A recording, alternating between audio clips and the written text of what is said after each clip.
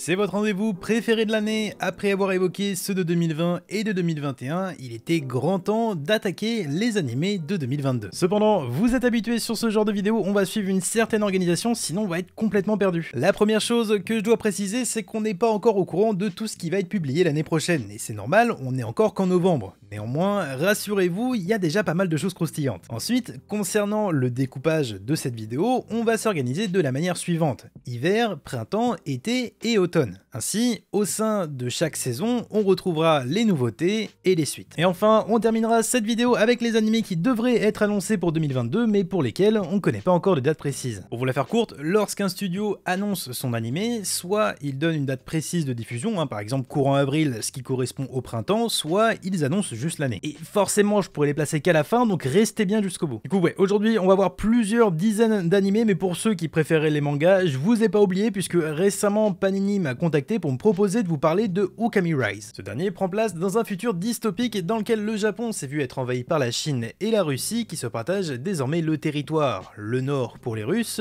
et le sud pour les Chinois. Seulement, alors que cette annexation de territoire se serait soi-disant faite en coopération entre les deux pays et dans le but de protéger les Japonais, il n'en est rien. Déjà parce que si on se penche sur la partie chinoise de l'archipel, les Japonais de souche furent renommés Wa et forcés à être rééduqués dans des camps, mais surtout les tensions entre les deux pays ne font que s'aggraver d'année en année. Pourtant, il existe une zone au niveau de la frontière que les deux gouvernements redoutent par-dessus tout. Cette dernière est totalement démilitarisée et vidée de ses habitants. Néanmoins, certains êtres y vivent toujours. Leur nom Wolang, des créatures monstrueuses issues d'expérimentations ratées de l'armée chinoise. Ainsi, l'histoire nous amène à suivre la vie de ces créatures pris en tenaille entre une Chine souhaitant les éradiquer et une Russie voulant en faire un sujet d'étude. Okami Rise jongle donc parfaitement entre géopolitique, drame et macabre. Alors que les premiers chapitres nous montrent des personnages monstrueux se livrant à de terribles exactions dans une froideur et un détail total, très rapidement, la suite du manga nous invite à comprendre les dessous de ce monde ainsi que l'histoire cruelle de nos protagonistes. En bref, Okami Rise, c'est un univers complexe, une narration développée qui pousse à l'immersion, le tout dans une ambiance sombre, terrifiante mais également terriblement réaliste. Par ailleurs, la série se termine en 5 tomes et le premier vient tout juste de sortir aux éditions Panini. Donc ouais, je vous conseille plus que jamais de lire Okami Rise, d'autant plus que actuellement le tome 1 est à 5,99€ seulement et ça jusqu'au 31 décembre, donc c'est l'occasion parfaite pour découvrir la série grâce à cette offre de lancement. Surtout que en plus il y a le tome 2 qui sort le 24 novembre. Donc c'est le moment ou jamais. Bref, sur ce, salut à tous, c'est Aniki, installez-vous bien et n'hésitez pas à me dire en commentaire quel est l'animé que vous attendez le plus pour 2022 et sur ce, on attaque directement avec les nouveautés de l'hiver. On commence avec Akebi's Sailor Uniform où l'on fait la connaissance de Komichi Akebi, une jeune fille qui s'apprête à intégrer la prestigieuse académie de Roubaix. Ouais.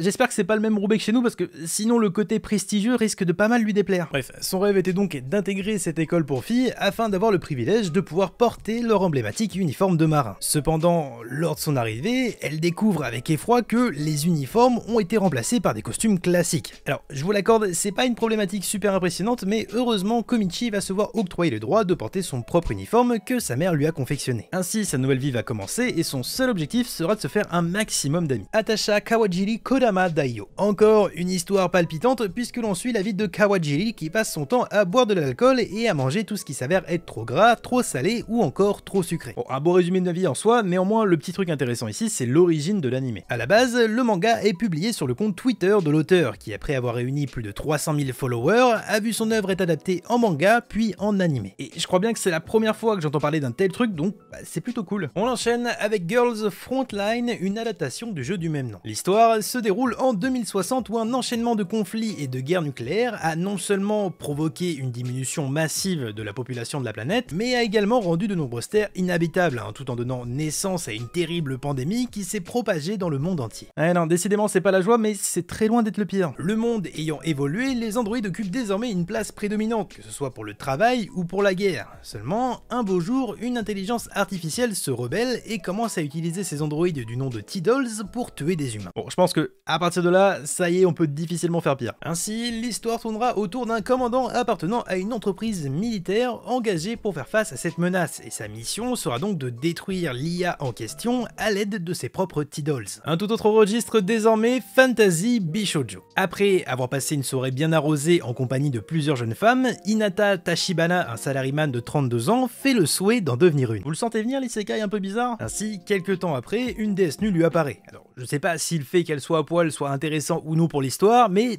je vous le partage quand même. Bref, elle exauce donc son souhait avant de le transporter dans un autre monde avec son meilleur ami. À partir de là, la déesse en question les force alors à vaincre le roi démon de ce monde, sinon Tachibana ne pourra jamais retrouver son ancienne apparence. En soi, c'est un isekai classique, donc j'imagine que ça plaira aux fans du genre. On continue avec Futsal Boys. Vous connaissez mon amour pour les animés de sport insolites, et au vu du nom de la série, vous vous doutez très bien de quoi il s'agit. On suit donc les péripéties de Yamato Haru qui, après avoir assisté à la Coupe du Monde de futsal, qui est, comme son nom l'indique, du foot en salle, décidément c'est toujours un plaisir de dire des trucs que tout le monde sait, décide de devenir un joueur professionnel dans ce domaine afin de ressembler à son idole Tokinari Tenuji. Il va donc rejoindre une nouvelle école et commencer son apprentissage auprès de ses nouveaux camarades. Et à vrai dire, même si en règle générale j'aime beaucoup ce genre d'animé, je suis pas trop emballé pour l'instant, notamment dû aux images qu'on a pu voir qui me laissent pas mal perplexe. Je pense tout particulièrement à ces plans sur des supporters dans les stades qui visiblement sont totalement inanimés,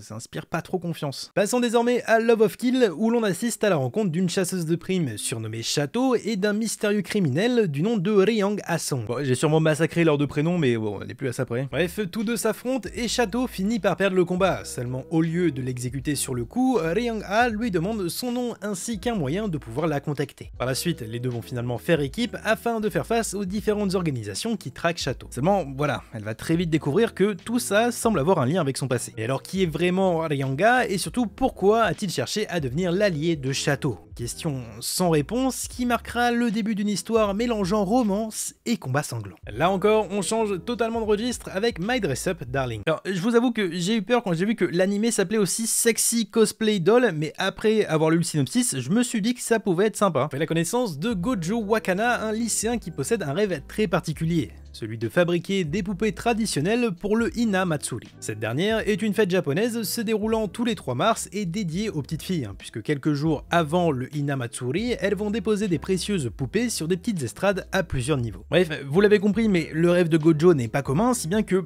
il n'ose pas dévoiler sa passion par peur d'être jugé par ses camarades qui trouveraient ça peu viril. Heureusement, un beau jour, il va se faire remarquer par Marine Kitagawa, la fille la plus populaire de son école. Le voyant utiliser une machine à coudre avec brio, elle va alors lui demander de devenir son couturier personnel pour réaliser ses tenues de cosplay. Bon, visiblement, c'est une comédie slice of life assaisonnée d'une touche de romance et d'ecchi, donc à voir ce que ça vaut. On continue avec Orient qui se déroule au 15e siècle dans un monde en proie à des créatures mystiques nommées Oni. Ces dernières sont admirées par les humains, mais ils ignorent que les Oni sont des créatures maléfiques. Heureusement, il existe les Bushi, qui sont de puissants guerriers qui, eux, sont conscients du véritable danger que représentent ces démons. Seulement, vu qu'ils sont les seuls à s'opposer aux Oni, tout le reste de la société les repousse et les force à vivre dans la honte totale. Ainsi, dans Orient, on suit les aventures de Musashi et de son ami Kojiro. Tous deux sont des descendants de Bushi et n'ont qu'un seul rêve, celui de libérer le Japon. Pour ça, ils vont s'allier pour construire ensemble le clan de Bushi le plus puissant de l'histoire. Kaijin Kaiatsu. L'anime prend place au sein du département de recherche et de développement des créatures surhumaines d'Agatsia dans lequel Kuroitsu travaille en tant qu'assistante de recherche. Pour ce qui est d'Agatsia, c'est une organisation maléfique qui cherche à contrecarrer les plans des héros souhaitant sauver le monde. Au cours de l'anime, on va donc suivre le quotidien surchargé de Kuroitsu, qui se résume donc à devoir répondre à toutes les exigences de son patron, que ce soit la création de machines ou de fonctionnalités pour des créatures maléfiques. En bref, je sais pas trop ce que ça va donner, mais pour l'instant ça a juste l'air chelou. Requiem of the Rose King. Dites bonjour à Richard, l'enfant maudit héritier de la famille York, que sa mère considère comme une aberration et une punition divine à cause de son hermaphrodisme. En soi, une super bonne ambiance qui annonce un animé super joyeux. Bien que tout le monde le rejette, Richard peut toujours compter sur son père qui, depuis sa naissance, l'a toujours aimé. C'est pourquoi, lorsque ce dernier part en guerre contre une autre famille de nobles afin d'acquérir le trône d'Angleterre, la vie de Richard va alors se retrouver totalement bouleversée. Ainsi, Requiem of the Rose King nous raconte l'odyssée d'un jeune homme qui va passer d'enfant maudit à tyran sanguinaire. Alors, c'est vrai que l'année dernière, on avait eu pas mal d'animés sur les idols, si bien que j'étais passé assez rapidement dessus, mais pour cet hiver 2022, j'en ai uniquement trouvé un seul du nom de Q. Dans ce dernier, on suit le quotidien d'un manager au sein d'une petite agence qui doit s'occuper de 16 jeune comédienne de doublage. Ainsi, on fera la connaissance d'un paquet de personnages féminins différents, mais surtout, Q semble être une porte ouverte sur les studios de Japanimation. Occasion parfaite d'en apprendre plus sur cette fameuse industrie. On enchaîne avec Rusted Armor, un animé sur lequel on a étrangement pas l'air d'avoir encore beaucoup d'informations. Tout ce qu'on sait, c'est qu'on suit un groupe de mercenaires du nom de Saika Iki qui est composé en grande partie par des guerriers bouddhistes fanatiques. Le chef de cette bande se nomme Suzuki Magoishi et au cours de son périple, il va devoir notamment faire face à Oda Nobunaga en personne qui est sûrement le guerrier le plus populaire de l'histoire du Japon. Bon, après, au vu des peu d'extraits qu'on a vus, faut être honnête, ça a l'air bien pourri. Toujours côté nouveauté, on retrouve Rieman's Club, un animé sur le badminton. Dans ce dernier, on suit les aventures de Mikoto Shiratori qui, après une lourde défaite lorsqu'il était au lycée, a décidé d'abandonner tous ses rêves de réussite liés au badminton. Si bien que désormais, il a totalement laissé de côté ce sport et mène une simple carrière de salariman au sein d'une entreprise lambda. Bon, à ce moment-là, vous vous attendez sûrement à ce que je dise un truc du style « Heureusement, à beau jour, tout va basculer », sauf que pas vraiment. En fait, Mikoto va continuer sa vie tranquille, mais de temps en temps, il va jouer au badminton avec ses collègues, si bien que l'histoire nous conte simplement la vie d'un salarié qui fait du sport en dehors de ses heures de taf. Et vous le savez, j'adore ce genre de série, d'autant plus que l'histoire a l'air vraiment originale, mais le truc le plus fou, c'est que c'est pas le seul animé de bad qui va sortir cette année. Mais bon, ça, on le verra plus tard. Sabiku Bisco désormais qui nous raconte l'histoire de Akaboshi Bisco, un gardien de champignons. Ouais, alors moi non plus, je savais pas que ça existait, mais vous allez voir, l'animé a l'air trop bien. Bon, par contre, côté synopsis, j'ai eu du mal à tout comprendre, mais globalement, son maître étant atteint d'une terrible maladie, Bisco va partir à la recherche du mangeur de rouille, autrement dit un champignon rare qui serait capable de le guérir. En fait, dans le monde de Sabiku Bisco, si j'ai bien compris, il existe ce qu'on appelle le vent rouillant. En gros, c'est une sorte de nuage de particules immenses qui parcourt le monde et qui rouille tout sur son passage, aussi bien les bâtiments que les êtres vivants. Ainsi, Bisco et son ami Milo vont partir dans une aventure terrible, où ils devront faire face à de nombreuses menaces, notamment lorsqu'ils vont se rendre dans une ville faite d'anciens débris d'armes contrôlée par un gouverneur sanguinaire. Bon, ça sent bon l'animé avec beaucoup d'action, donc à surveiller de très près. Sasaki and Mien, on fait la connaissance de Miyano, un lycéen fan de boys love. Comprenez par là manga de romance entre deux hommes. Cependant, c'est quelque chose dont il a un peu honte et qu'il n'ose pas vraiment avouer à son lycée. Du moins, jusqu'à ce qu'il rencontre Sasaki, son senpai, avec qui il va pouvoir enfin partager sa passion. She professed herself pupil of the wise men. Quand le nom est aussi long, on peut s'attendre à un isekai et pas rater puisqu'on suit les mésaventures de Kagami Sakimori, un joueur de VRMMO Arc Earth Online dans lequel il incarne l'un des plus puissants mages du nom de Dumbalf. Bon après, scénario classique, en s'endormant un soir, il se réveille dans son jeu préféré, sauf que cette fois-ci, il y incarne une simple petite fille. Forcément, il est totalement perdu, mais va décider de partir à la recherche de réponses en se faisant passer pour l'élève de Dumbalf. On enchaîne avec Slow Loop, un animé de Moe où l'on fait la connaissance de Iori Minagi, qui après avoir découvert la pêche grâce à son défunt père, est devenu totalement fan de cette pratique. Un beau jour, alors qu'elle se rendait à la plage pour une session pêche, elle fait la connaissance de Koharu, si bien que toutes deux vont très rapidement sympathiser et commencer à pêcher et à cuisiner ensemble, jusqu'à former une véritable amitié. En vrai, pour l'instant, ça me fait un peu penser à Yulu Camp, un animé vraiment sympa, donc c'est plutôt cool. Alors que toutes deux étaient de sortie, Iori dévoile à Koharu sa peur de rencontrer sa nouvelle famille, puisque bon, son père étant décédé, j'imagine qu'elle est désormais orpheline. Seulement, au coup de théâtre, Koharu lui annonce que le même jour, elle doit aussi rencontrer sa nouvelle famille. Mais alors, est-ce une simple coïncidence ou bien un coup du destin ? Eh bien, vous le découvrirez en regardant Slow Loop. Ça fait déjà 17 animés côté nouveauté pour cet hiver 2022, mais il nous en reste encore 5, donc ne tardons pas. Dites bonjour à Tensai Uji qui nous offre une histoire toute particulière. En effet, l'animé se déroule dans un monde médiéval dans lequel on suit les péripéties de Wayne Salema Arbalest, le prince d'un faible petit pays. Cependant, ce dernier ne souhaite pas d'une vie royale, mais au contraire d'un quotidien tranquille. C'est pourquoi, dans le plus grand secret de tous, il décide de mettre son pays aux enchères. Bon, ça peut sembler bizarre dit comme ça, mais quand on sait que dans notre réalité, c'est possible de louer le Liechtenstein, qui est lui aussi un pays, c'est tout de suite moins fou. Le souci pour lui, c'est que, étant un génie avec une forte intelligence, son peuple commence à l'apprécier grandement, si bien qu'il devient difficile pour lui de réaliser son objectif. En gros, si j'ai bien compris, il va se retrouver à s'occuper vraiment de son pays, alors qu'à la base, il voulait juste s'en débarrasser pour couler des jours heureux. Shigaku Man no Sakyu Kenja, on est sur un espèce d'isekai inversé, puisque autrefois, dans un autre monde, vivait un mage redoutable surnommé le Sage. Sa puissance était remarquable, et son quotidien se résumait à étudier pour trouver la forme de combat la plus puissante qui soit, fois pour terrasser tous ses adversaires. Seulement un beau jour, il réalisa sa limite, son propre corps n'était pas fait pour le combat. Afin de pallier ce problème, il décida donc d'utiliser un puissant sort pour faire renaître son âme dans un futur où il serait capable d'utiliser au mieux toutes ses connaissances. Seulement, à son réveil, quelle fut sa surprise de se voir vivre désormais dans le corps d'un enfant, qui plus est dans un monde où le niveau magique est devenu extrêmement faible. On se rapproche de la fin avec Tokyo 24 Ward où l'on suit trois personnages, Shota, Aran et Koki, qui sont nés dans le district 24, une île artificielle située à Tokyo. Bien qu'ils soient totalement différents les uns des autres, depuis leur tendre enfance, ils passent tout leur temps ensemble. Un beau jour, alors qu'ils assistent à une messe commémorative, leurs trois téléphones se mettent soudainement à sonner. Au bout du fil, un de leurs anciens amis, censé être décédé depuis longtemps, les oblige à faire un choix qui changera à jamais leur vie. À partir de cet instant, nos trois compères vont devoir tout faire pour protéger le district 24 et les personnes qui leur sont le plus chères. On enchaîne avec Tribe 9 qui possède plusieurs points communs avec l'anime précédent, puisque l'histoire se déroule dans un Tokyo fictif divisé en 23 quartiers, où chacun est dirigé par un groupe différent de hors-la-loi. En fait, la ressemblance entre Tokyo 24 Ward et Tribe, c'est juste que ça se passe dans un Tokyo alternatif qui se retrouve divisé en plusieurs quartiers. Voilà. Cependant, dans cet animé-là, pour que les groupes de méchants puissent se départager, ils s'affrontent dans des parties d'Extreme Baseball, autrement dit, une version extrême du baseball. Ouais, non, je sais, c'était pas évident à deviner. Bref, cette discipline est toute particulière puisque chaque participant possède des équipements spéciaux améliorant leur capacité physique. Ainsi, chacune des parties d'Extreme Baseball met à rude épreuve la fierté et la résistance de chaque joueur. On termine pour les nouveautés de cet hiver 2022 avec World's End Harem, comprenez par là le harem de la fin du monde. Non, décidément, le vieil adage qui dit le meilleur pour la fin est pas si juste que ça. Dans World's End Harem, on découvre Reito Mizuhara, un jeune homme atteint d'une maladie rare et extrêmement mortelle. C'est pourquoi, afin de garder un espoir de pouvoir être guéri, ce dernier se retrouve congelé pour une durée de 5 ans afin de laisser le temps à la science de trouver un remède. Reito va donc se retrouver pendant une demi-décennie dans le coma, mais avant ça, il va faire la promesse à Erisa, son amie d'enfance, de la retrouver à son réveil. Seulement, voilà, 5 ans plus tard, en 2045, il découvre avec effroi que suite à un virus, la quasi-totalité des hommes sont morts, laissant sur la planète pas moins de 5 milliards de femmes. Ainsi, lui et 4 autres hommes se voient confier la mission de repeupler la planète, mais pour Reito, lui n'a qu'un seul souhait, retrouver Erisa. On passe désormais aux nouvelles saisons pour cet hiver 2022 et vous allez voir, il n'y a pas énormément de trucs. Alors, comme l'année dernière, je vais pas résumer les séries, je vais partir du principe que vous les connaissez déjà parce que ça me permet de gagner du temps. On retrouvera donc la saison 2 de Arifureta, de Princess Connect, des mémoires de Vanitas, ainsi que de How a Realist Hero Rebuilt the Kingdom. En soi, pour ce dernier, c'est plus une partie 2 qu'une réelle saison 2, mais est-ce que ça change grand chose ?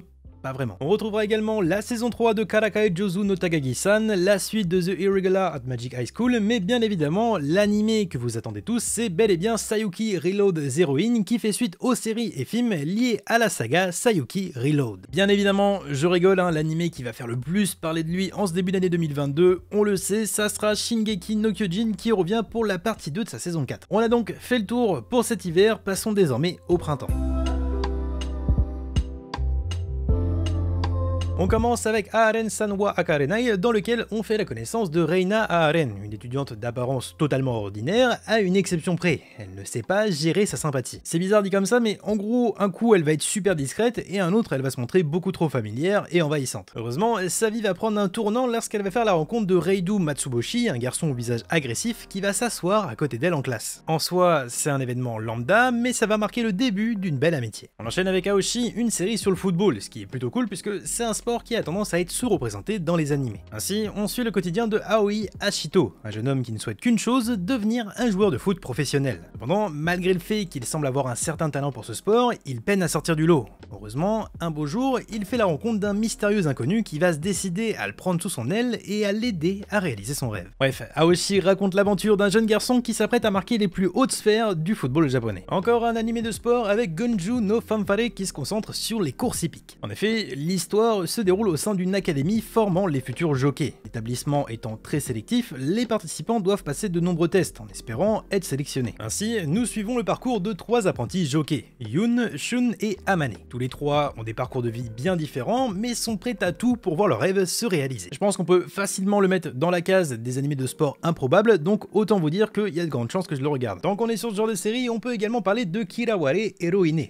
Dans cet animé, on va suivre l'histoire de Iori Suzumi, une jeune lycéenne campagnarde appréciant plus que tout la course à pied. Son rêve à elle est donc d'intégrer un club d'athlétisme, c'est pourquoi elle décide de quitter sa ville de campagne pour partir à Tokyo et rejoindre le lycée de Sakuragaoka. Sauf que ce déménagement va totalement changer sa vie. En effet, dans sa nouvelle école, elle va faire la rencontre de Yujiro et Aizo, deux idoles très populaires appartenant au groupe Leap X Leap, si bien que très vite, elle va devenir l'apprentie de leur manager. Et à partir de là, je vous avoue que je suis totalement perdu. En fait, Leap X Leap, ou Leap Leap, comme vous voulez, c'est un vrai groupe de musique, enfin plus ou moins. À la base, c'est deux seiyuu qui ont formé un duo pour chanter l'ending de l'animé Notre amour a toujours été à 10 cm de distance. Sauf que ce dernier est une adaptation de deux musiques faites par le groupe Oniworks. Alors c'est la première fois que j'entends parler d'un animé adapté d'une musique, mais il semblerait que Kiraware Heroine soit également une adaptation d'une musique d'Oniworks, plus exactement Heroine Tarumono.